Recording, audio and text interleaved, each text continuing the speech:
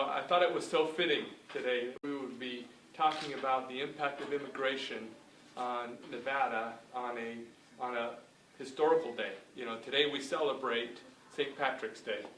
As we know, that's a tradition that came over from Ireland. And I did a little bit of research just to look up some things, and I thought it was interesting.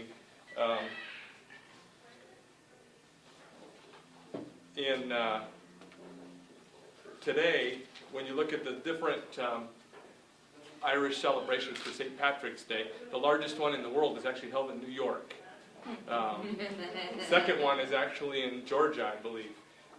Interesting that that would happen. And as I did the research on the St. Patrick's Day, I noticed that we had huge waves of Irish immigrants that came in the mid-1800s, 1860, during a potato famine. They were coming here because they wanted to provide for their families. And I thought, what a fitting tribute today that we're talking about a similar thing 150, 160 years later, that the same things are coming up. You know, and the other thing that I thought was interesting was that they had the same concerns back then that we have now, that the country would change, that we would all be speaking with an Irish brogue, you know, that everything was just going to, go bad because of all the things that were going to go on. And yet 160 years later, we've got, some famous people. President Kennedy, who's our president, is of Irish descent. So we know that immigration is good for us. I also thought about today, as I thought about what I was going to say, about a young man that came to this country back in 1953 because things were getting pretty bad where he was from, and he wanted some better opportunities.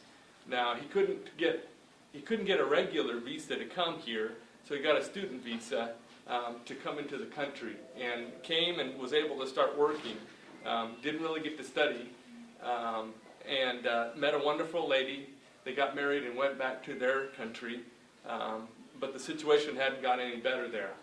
A daughter was born, and they came back and were able to figure out a way to come back to the United States, to get away from the things that were going on. There was unrest in their country.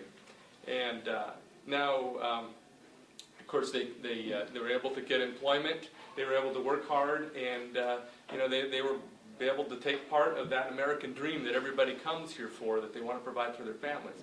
Now you fast forward, another 50, 60 years, and you have the firstborn son from that family here before you.